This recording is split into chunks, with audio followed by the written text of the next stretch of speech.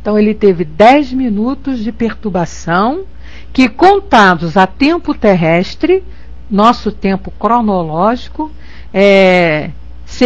teriam sido 10 anos. E aí o filho, né, tem uma dúvida maior. Dudu, querido, seja bem-vindo. Aí o filho, então, tem uma dúvida maior ainda. Por quê? Porque não tinha acontecido ainda tempo para o nosso amigo, não tinha passado 10 anos do desencarne dele no tempo da Terra. Então o filho diz: mas não se passou esse tempo todo desde que vos perdi.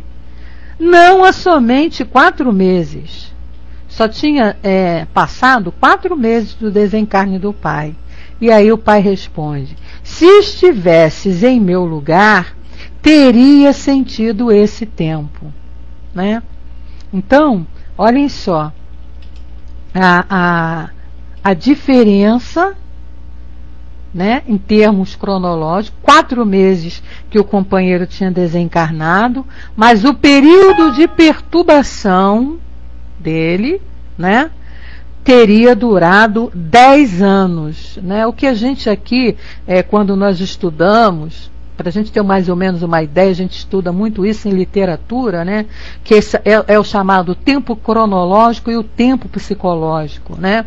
O que é esse tempo psicológico e tempo cronológico? O tempo cronológico, 1 minuto, e esse 1 minuto, em termos de tempo psicológico, pode durar aí anos. Seria passado anos, né?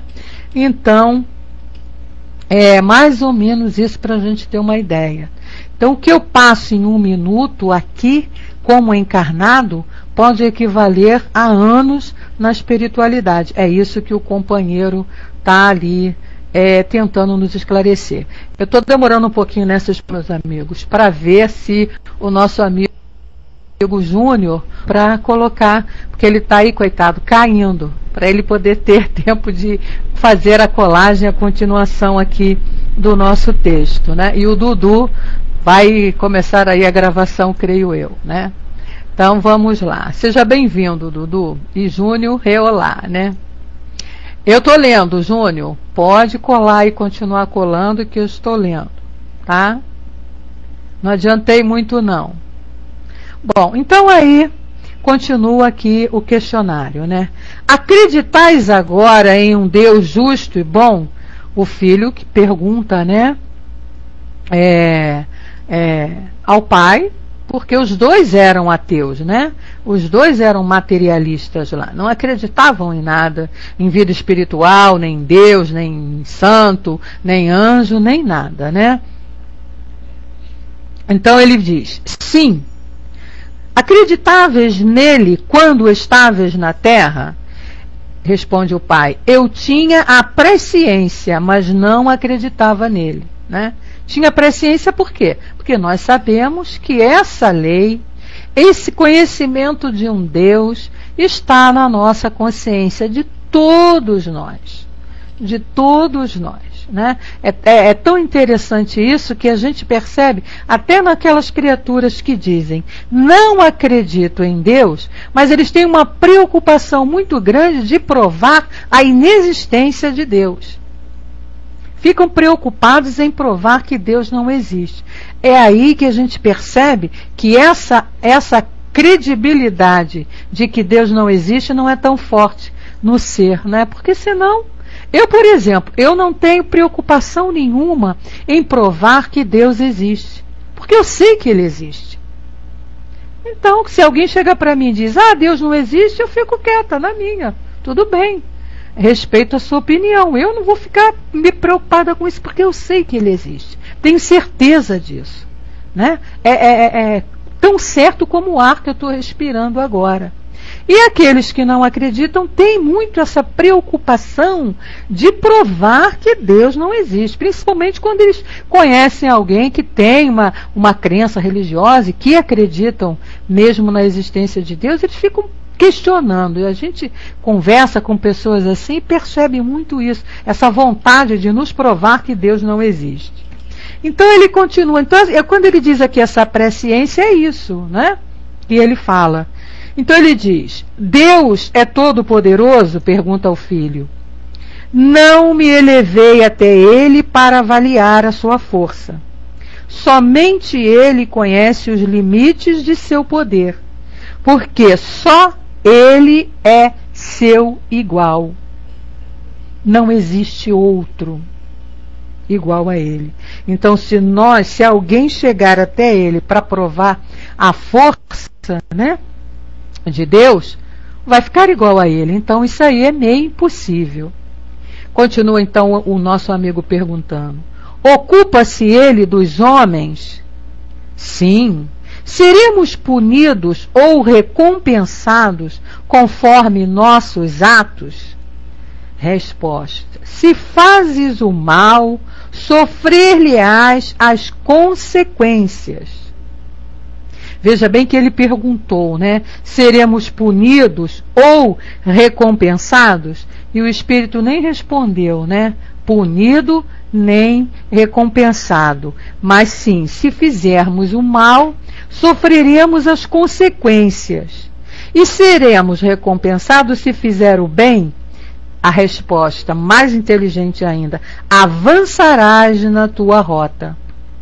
Então, na lei de Deus não existe nem punição, nem recompensa. Isso é criação do homem. Na lei de Deus existe consequência pelos atos praticados e evolução. Importante isso, né, meus amigos? Isso é muito importante, porque se existe alguém que ainda tem, né, o interesse de fazer as coisas com a intenção de receber recompensa, ou medo de ser punido, isso não existe. Deus é muito claro, suas leis claríssimas. Não existe punição, nem prêmio, nem castigo, nem prêmio. Isso é coisa do homem. O homem é que castiga seu filho e que dá prêmio ao filho. Coisa errada que se faz, né? Porque não está educando os filhos. Mas sofre consequências se seus atos forem do mal e avançará, ou seja, evolui se seus atos forem do bem, praticar o bem. Aí o filho continua perguntando: estou no caminho certo? E o pai: faze o bem e nele estarás. É interessante, é verdade, né? Sempre a chance da reeducação, né, Verinha? E aqui olha só como é que o pai responde, né? O filho quer lá uma resposta: eu estou no caminho certo? Curiosidade normal nossa, né? A gente quer saber se está fazendo as coisas certas. E o pai também não diz nem que sim, nem que não. Mas, diante do que ele respondeu antes, ele diz: faze o bem e nele estarás. Ou seja, faz o bem que você vai estar no caminho certo. Continua ele: acredito ser bom, mas estaria melhor se um dia, como recompensa, vos encontrasse. Que nesse pensamento te sustente e te encorajem. Então, olha só. O filho diz, né, que acredita estar sendo bom, mas que estaria melhor se pudesse ter como recompensa encontrar ali o pai. E o pai responde que esse pensamento te sustente e te encoraje. Ou seja, que se ele continua lá no caminho do bem, fazendo o bem, com certeza eles vão se encontrar um dia. Lá na primeira pergunta, numa das primeiras perguntas que ele fez, ele disse isso: poderíamos nos encontrar um dia? E o pai respondeu: sim, breve. Vai depender de quê? Vai depender dos atos. Então, se queremos encontrar nossos entes queridos, se queremos encontrar os amigos que já se foram, que estão no mundo espiritual, depende de nós, né?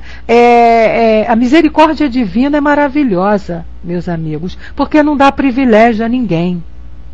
Cada um recebe de acordo com as suas obras. Então, cada um é que planta os seus benefícios. Cada um de nós construímos aquilo que nós queremos receber. É construção individual. E isso é maravilhoso, porque não ficamos dependentes um do outro nesse ponto, nessa caminhada evolutiva. E aí o filho pergunta, não, o pai ainda fala, né? Meu filho, será bom como... Não, ele pergunta em relação ao filho dele agora, no caso seria o neto, né? Ele diz, meu filho será bom como seu avô? Desenvolve suas virtudes e abafa seus vícios. Ou seja, né? Eduque seu filho como eu te eduquei. Eduque seu filho para o bem. Desenvolva nele as virtudes. E ele será bom. É o único caminho, né? A prática, a experiência, a vivência, não só o conhecimento, mas principalmente a prática e a vivência dessas virtudes. Custo a crer que estamos nos comunicando. Tão maravilhoso me parece este momento. De onde provém tua dúvida? Aí já é o pai que pergunta. De onde provém tua dúvida? De que, partilhando vossas opiniões filosóficas, fui levado a tudo atribuir à matéria. Então, ele diz, né, por que, o pai pergunta, por que a sua dúvida? Por quê? Porque eu fui criado com as suas ideias, né? Diante de tudo aquilo que me ensinaste, participando das suas opiniões, eu fui levado a acreditar que só existe a matéria. E aí o pai, vês de noite o que vês de dia? Grande resposta, né? Quer dizer, uma resposta e uma pergunta. Você vê do mesmo jeito à noite tudo que você vê de dia ou vice-versa? E aí ele vem e diz, estou, pois, nas trevas, meu pai. E ele diz, sim. Que vedes de mais maravilhoso? Explica-te melhor. Reencontrastes minha mãe, minha irmã, Ana, a boa Ana? Eu as revi. Vede-as quando quiserdes? Sim. Achais penoso ou agradável que me comunique com mim? É uma felicidade se posso te conduzir ao bem. A Docemente coloca, ele quis dizer que não estava devidamente esclarecido quando encarnado. É isso, justamente. E outra coisa, né? Quando ele diz assim, vês de noite o que vês de dia, quando nós, à noite, vamos colocar isso na prática, né, no concreto, para a gente poder entender melhor. Se chegamos a algum lugar à noite, nós temos uma visão. Então, por exemplo, né, entramos numa rua que não conhecemos à noite. Então nós vamos ter uma visão, vamos ter um conhecimento daquela rua. Então nós vamos ver determinadas casas, vamos ver determinados calçadas, vamos ver determinado tipo de asfaltamento, vamos ver determinada luz. Mas ao clarear o dia, quando entrarmos naquela mesma rua, nós vamos ver detalhes que não tínhamos visto durante a noite. Então é isso, é assim. Quando ele perguntou lá, né, de onde provém a sua dúvida, né? Também pode ser, né, Docemente? Pode ser também por aí. Mas eu entendi, diante do que ele está falando aqui, eu entendi mais dessa maneira, né? Conforme nossa mente vai clareando, conforme vamos adquirindo esclarecimento, conforme a luz vai chegando para nós, nós vamos podendo ver melhor. Vamos adquirindo mais conhecimento do terreno em que estamos caminhando. E aí a gente vai podendo fazer melhor as nossas escolhas. Bom, isso foi o que eu pesquei aqui e raciocinei em cima, diante do que ele está colocando aqui. Por quê? Porque esse menino, né, ele foi educado aquilo que não conseguia quando à noite, ou seja, espírita, né? Quando ainda não tinha tido o conhecimento, quando a luz ainda não tinha chegado ao seu conhecimento. Assim que vai chegando a luz, ele vai podendo ver melhor. Porque ele diz assim, fui levado a tudo atribuir à matéria. Muito. Inclusive aqui Kardec fala no início aqui, ó, que essa evocação, parecendo simples, né, ela ia trazer grandes esclarecimentos e muitos para a gente refletir aí. Mas o seu raciocínio também não está errado. Entende? Também não está errado. De repente à noite, né, as pessoas à noite também têm mais calma, mais tranquilidade para refletir diante das situações que passou durante a noite. Quer dizer, o seu raciocínio também não está errado, amiga, tá? Tá certo, né? E ele diz assim, então ele pergunta, estou, pois, nas trevas, meu pai? Aí o pai responde, sim.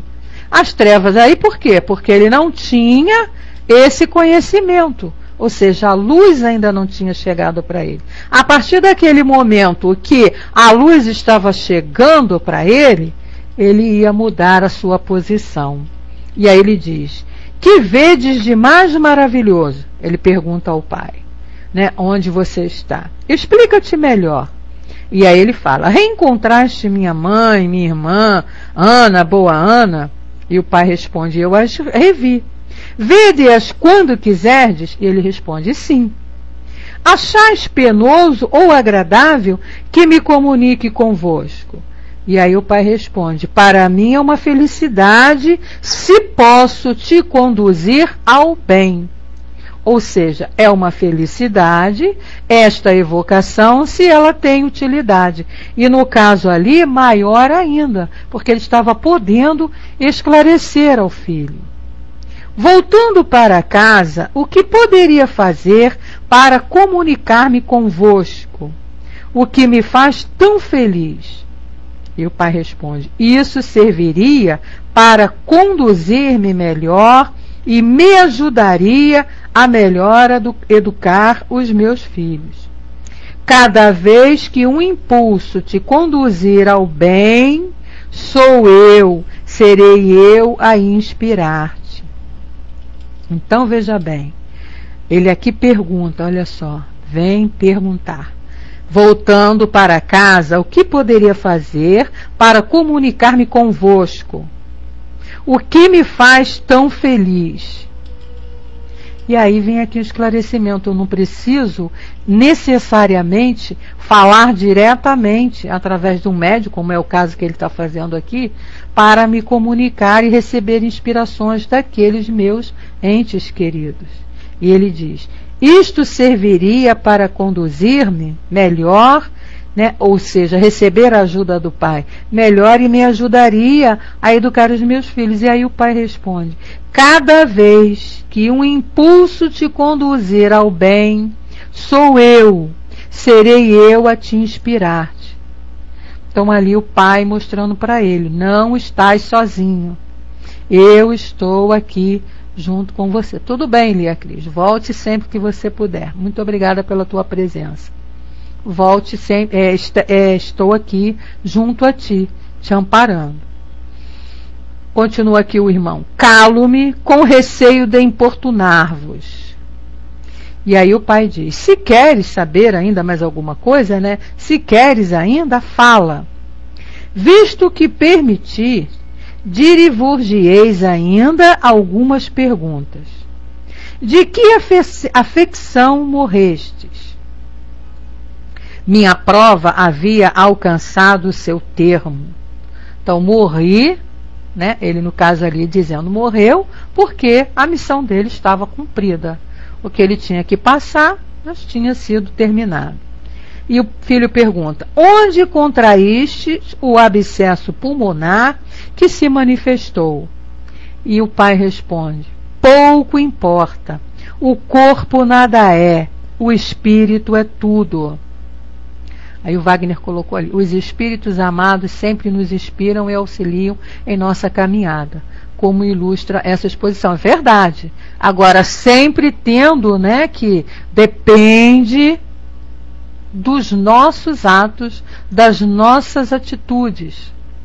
E depende também dos nossos entes queridos, como nos esclarece Kardec lá no Livro dos Médiuns, da permissão, se eles estão em condições de fazê-lo. Então, em primeiro lugar, o que nós precisamos estar sempre fazendo para os nossos entes queridos, preces de fortalecimento. E se vamos pedir ajuda, vamos pedir, mas que seja na vontade de Deus. Porque se o nosso ente querido não estiver em condições de nos amparar, o nosso pedido, a nossa súplica poderá ser um sofrimento para ele. Porque é como Kardec diz aqui no Livro dos Médiuns.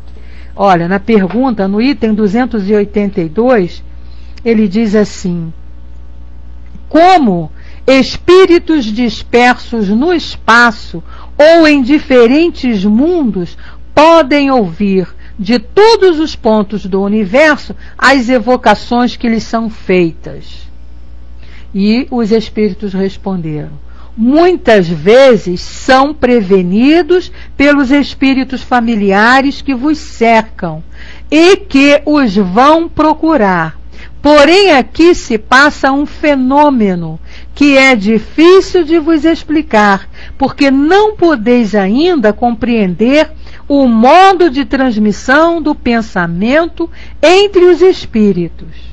O que vos posso dizer é que o espírito que evocais, por mais afastado que esteja, recebe, por assim dizer, o golpe do pensamento como uma espécie de comoção elétrica que chama a sua atenção para o lado de onde vem o pensamento que a ele se dirige. Pode-se dizer que ele ouve o pensamento como na terra ouvis a voz. Então, é um esclarecimento muito importante para todos nós, porque pensamos em determinado espírito, ele vai receber este choque do nosso pensamento. Está aí.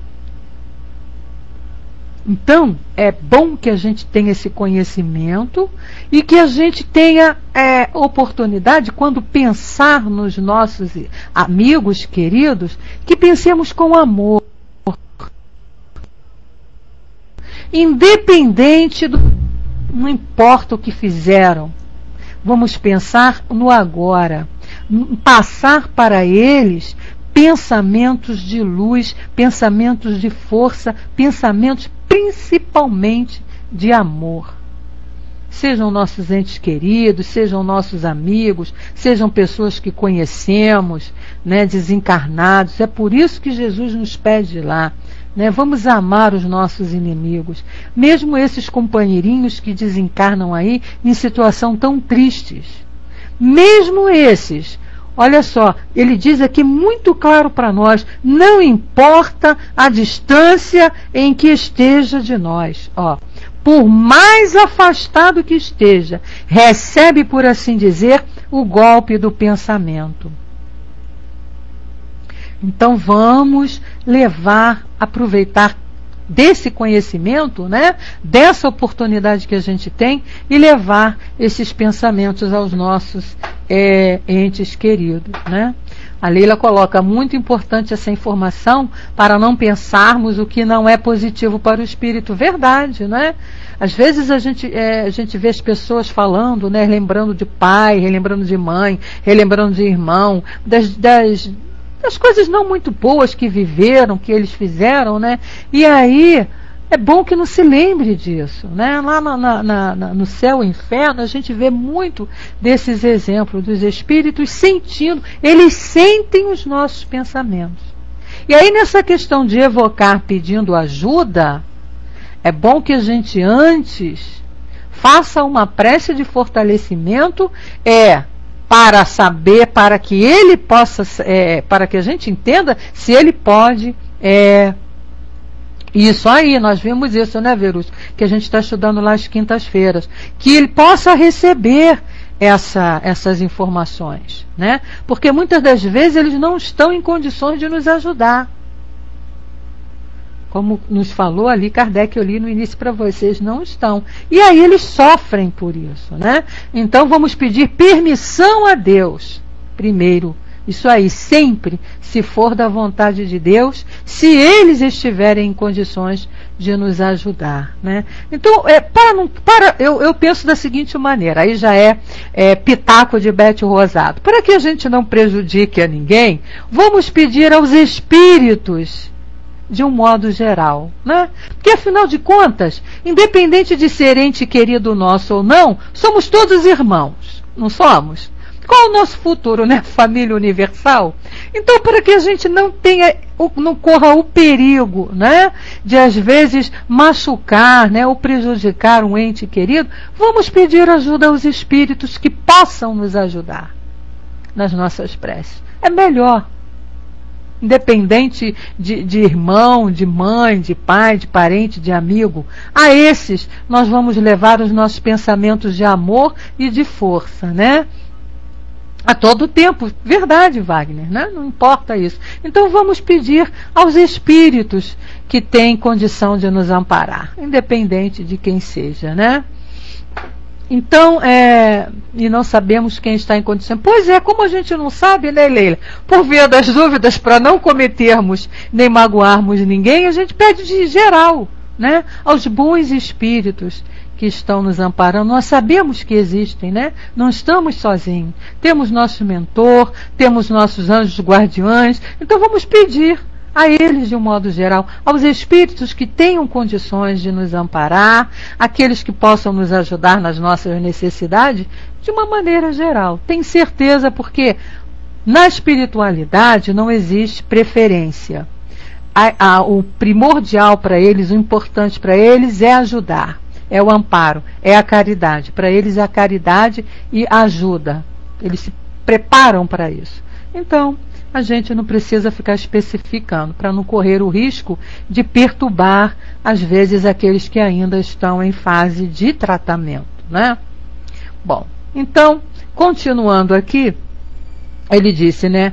Onde contraíste o abscesso pulmonar? E ele responde, pouco importa. Por que não importa? Não importa saber como eu adquiri a doença. O que importa é que eu tive a doença, passei por ela, ela me era necessária, pertence ao corpo, ficou com o corpo e agora eu estou livre, cumpri a minha prova. Como ele diz, o corpo não é nada e o espírito é tudo, né? E ele diz assim, qual a natureza da doença que me desperta tão frequentemente à noite?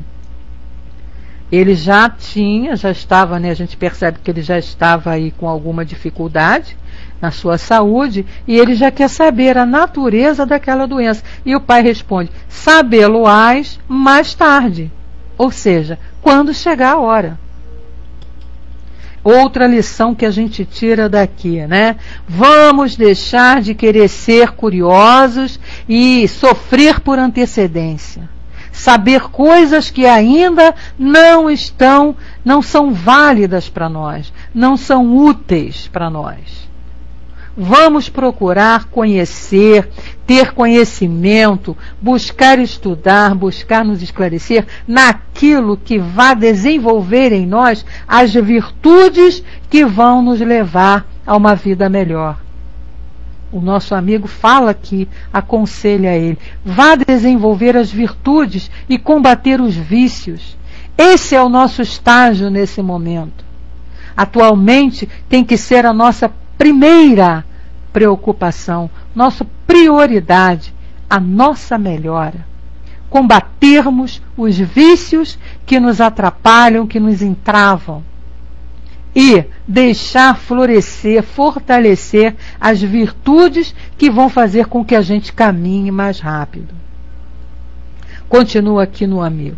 Considero grave minha afecção e queria viver ainda para os meus filhos. E aí, olha a resposta do pai. Ela não o é. O coração do homem é uma máquina de vida. Deixa a natureza agir. Olha que resposta. Acalmou ele estava querendo saber se a afecção era grave, porque ele estava com medo de morrer e deixar os filhos pequenos. E aí o pai diz, não é. Aí a gente entende aqui que devia ser algum problema de coração, né? O coração do homem é uma máquina de vida. Deixa a natureza agir.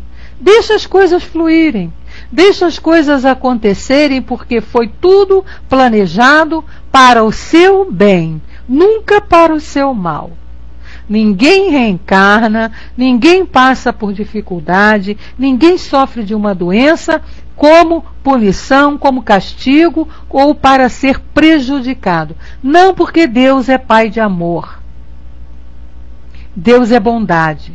Tudo que nos acontece, tudo que está em nossa vida é para o nosso engrandecimento, é para o nosso crescimento. O que a gente precisa é refletir em cima das situações que nos acontecem e tirar ali o aprendizado que estamos precisando tirar.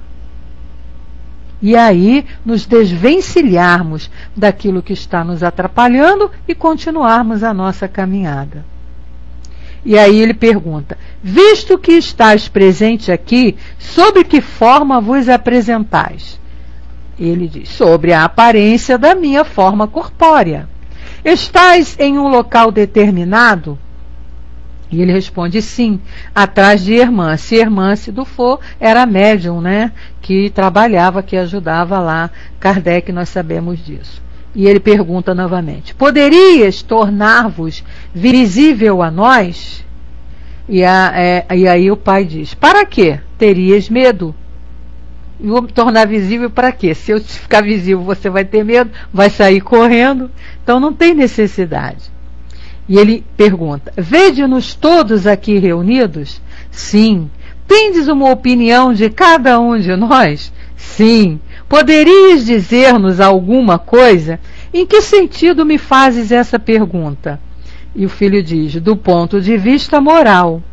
De outra vez, por hoje já é o bastante, né? Então aí ele já estava querendo uma fofoquinha. Estava querendo saber das pessoas que estavam ali, quem era que era bom, quem era que, do ponto de vista moral. Ele já queria fazer a fofoca. E aí, espírito já esclarecido, né, o que o pai diz de maneira carinhosa, né, sem deixar ele sem resposta, diz: de outra vez, por hoje já é o bastante. Ou seja, você já está perguntando demais, chega, o que você podia saber, o que era necessário e importante, já te foi dito, né? A prova maior para você é que a vida não acaba com a morte. Então vai refletir em cima, né? Como se ele estivesse dizendo tudo isso ao filho. Vai refletir em cima disso, que nós estamos aqui, já que você já leu o livro dos Espíritos, ele já tinha lido o livro dos Espíritos, estava já com a dúvida, então vai se modificar. Vai deixar desabrochar as virtudes boas que você tem aí, vai combater os vícios. E aí, né, Kardec vem complementar. O efeito produzido no senhor Georges por essa comunicação foi imenso. Uma luz inteiramente nova já parecia clarear-lhe as ideias. Tá vendo, Docimente, por que eu raciocinei daquela maneira? Em função desse final aqui. O seu raciocínio também não estava errado, tá, minha amiga? Mas em função do que Kardec coloca aqui, então por isso que eu raciocinei daquela maneira, né? No dia a gente melhor enxerga mais em função da luz. Então ele diz: uma luz inteiramente nova já parecia clarear-lhe as ideias. Uma sessão que houve no dia seguinte, na casa da senhora Roger, sonâmbula, terminou por dissipar as poucas dúvidas que lhe restavam. Eis aí um resumo da carta que, a respeito, ele nos escreveu. Acendeu-se a luz no espírito do filho. Pois é, foi assim que eu raciocinei, em função daquela presença, daquela evocação ali, daquela reunião. E aí ele tem mais uma reunião lá com essa outra senhora, já uma outra maneira, um outro tipo de evocação. Pode ter sido, né? E aí ele escreve então: esta senhora entrou espontaneamente em detalhes comigo. Então, aí eu aqui, o Docemente, foi assim, né?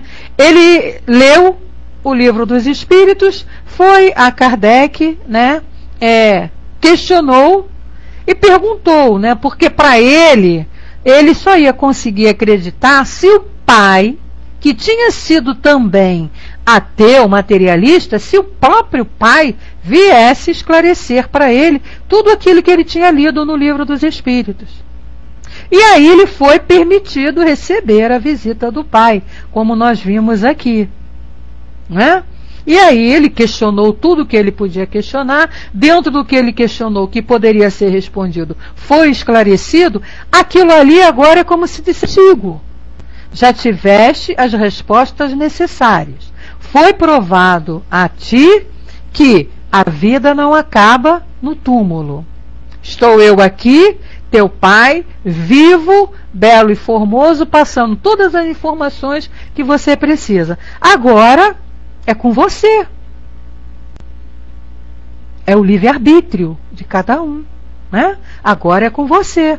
Vai em frente. Foi o que o pai disse para ele ali, vai em frente. E aí ele tem mais uma reunião e a gente vai ver aqui a conclusão desse fato. Então ele diz: esta senhora entrou espontaneamente em detalhes comigo, tão precisos com respeito a meu pai, minha mãe, meus filhos, minha saúde, descreveu todas as circunstâncias de minha vida com tal precisão, relembrando mesmo certos fatos que há longo tempo se me haviam apagado da memória.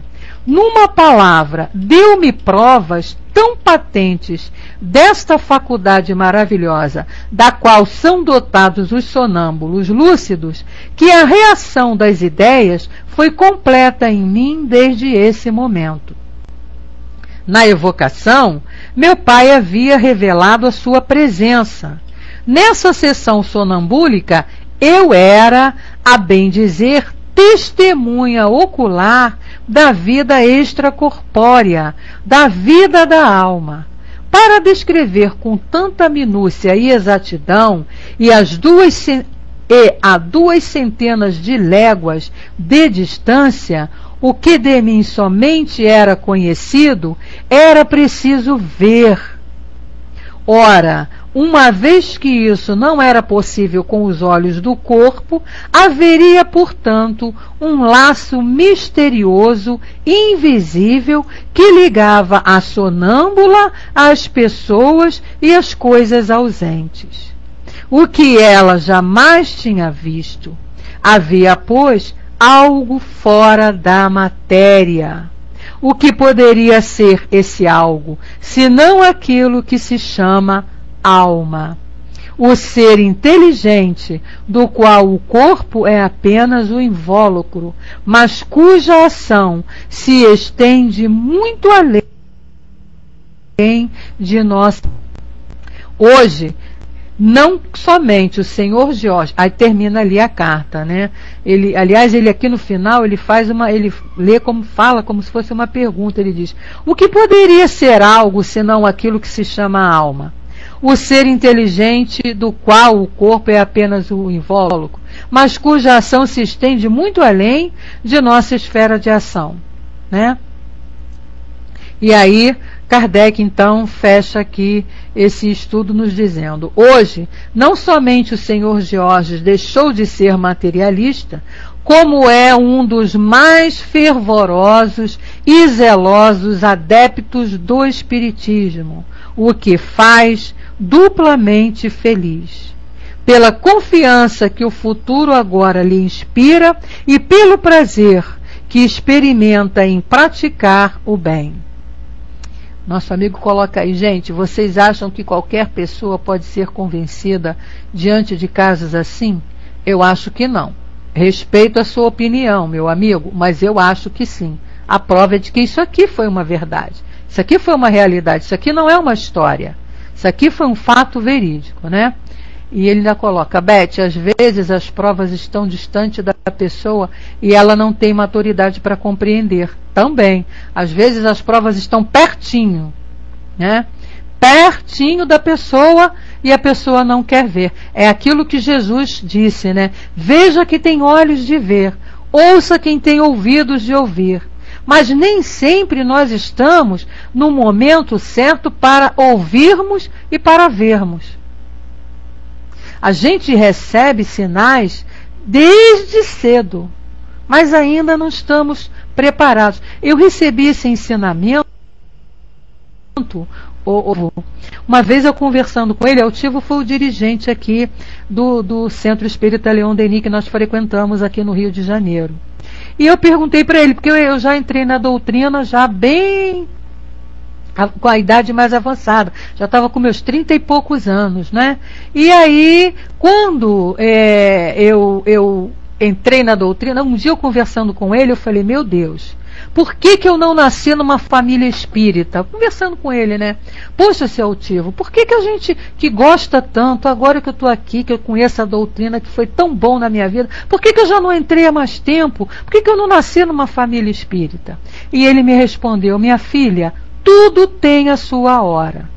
Talvez se você tivesse nascido numa família espírita, hoje você não estivesse aqui fazendo estudos e fazendo palestras para nós.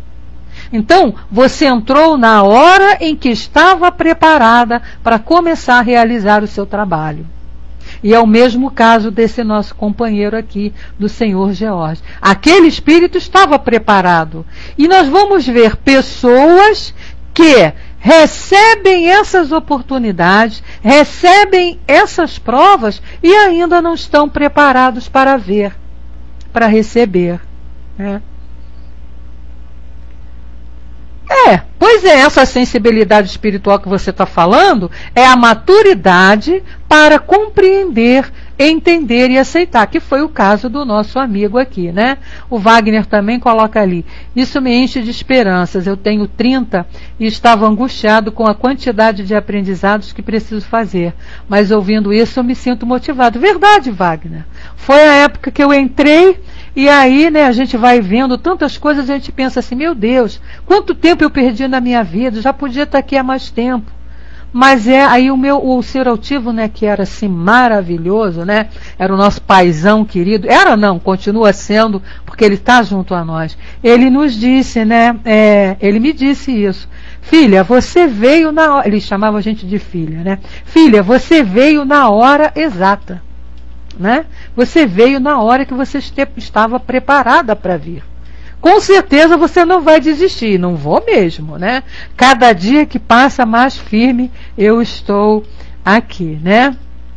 Bom, vamos terminar aqui esse pedacinho que falta da leitura quando ele diz: essa evocação, bem simples à primeira vista, não é menos notável em muitos aspectos. O caráter do Sr. George, pai, reflete-se nas respostas breves e sentenciosas que estavam em seus hábitos. Falava pouco, jamais dizia uma palavra inútil. Não é mais o séptico que fala. Não era mais o materialista, né? Não era mais o cético, né? Como ele diz aqui. Ele já tinha se convertido, no caso. E ele diz: seu espírito é mais livre, mais clarividente, retratando a unidade e o poder de Deus por estas admiráveis palavras. Quando ele disse lá para o filho, só ele é seu igual, ou seja, Deus é único. Aquele que em vida referia tudo à matéria, diz agora, o corpo não é nada, o espírito é tudo. E esta outra frase sublime, vês à noite o que vês de dia, para o observador atento, tudo tem uma importância. E é assim que a cada passo encontra a confirmação das grandes verdades ensinadas pelos Espíritos. Olha só, vou ler de novo esse finalzinho aqui para vocês, hein? Para o observador atento, tudo tem uma importância. E é assim que, a cada passo, encontra a confirmação das grandes verdades ensinadas pelos Espíritos, ou seja, pela doutrina espírita. Então tá aí essa lição maravilhosa que nós tivemos hoje, esse ensinamento importantíssimo para todos nós, desse homem nos dando força, né, nos animando mais ainda a continuarmos nesta luta de buscarmos conhecimento. E ladrão do chinelo, preencha essa tua necessidade, meu amigo. Venha estudar a doutrina, tá? Venha estudar, porque na doutrina dos Espíritos, nos esclarecimentos que esses Espíritos nos trouxeram, você vai encontrar respostas para tudo que você precisa, meu amigo, que você está precisando. E João Márcio, eu digo a mesma coisa, respeito ali as suas ideias, os seus pontos, e te digo, né, estudando, o estudo, é por isso que o mandamento lá para todos nós no Livro dos Espíritos, né, espíritas, amai-vos, espíritas, instruí-vos, tá? Venha se instruir. É através do estudo, através de estudos como esse, como experiências como essa, é que nós vamos fortalecendo a nossa fé. É que nós vamos, através da prática, né, comprovando tudo que nos é dito, vivenciando tudo que nos é dito, e aí nós vamos comprovando, e a nossa fé vai se fortalecendo cada vez mais. Eu agradeço aqui a participação de todos, o carinho, a vibração muito boa, as colocações importantíssimas, todas são válidas. E convido a continuarem fazendo esse estudo na próxima semana aqui, que nós estamos estudando aqui nesse horário, a Revista Espírita, que assim temos assuntos assim esclarecedores para todos nós. Eu que agradeço, Nádia, as vibrações de carinho, o comparecimento de todos, e vou liberar aqui para o meu amigo Júnior, para ele fazer o encerramento dos nossos estudos, pedindo a Deus, a Jesus e aos Espíritos que sustentam o nosso trabalho, que continue fortalecendo em todos nós, né, esta vontade de buscarmos mais conhecimento, de buscarmos mais esclarecimento, e aí a gente poder usar de maneira mais correta, mais firme, mais certa, o nosso livre-arbítrio, de acordo com a vontade de Deus, nosso Pai. Bom, alguém deseja fazer a prece? O Júnior está perguntando. Se alguém deseja, venha, ladrão, venha estudar com a gente. Venha estudar com a gente, que você vai gostar muito e vai se melhorar muito. E vai se sentir muito mais feliz, né? Um abraço para a tua família, João Márcio, aí do pessoal do Ceará. Tenho amigos aí no Ceará. Bom, Júnior, estou liberando o microfone. Uma boa noite a todos e muito obrigada, que o nosso horário ele já está estourando. Vai lá.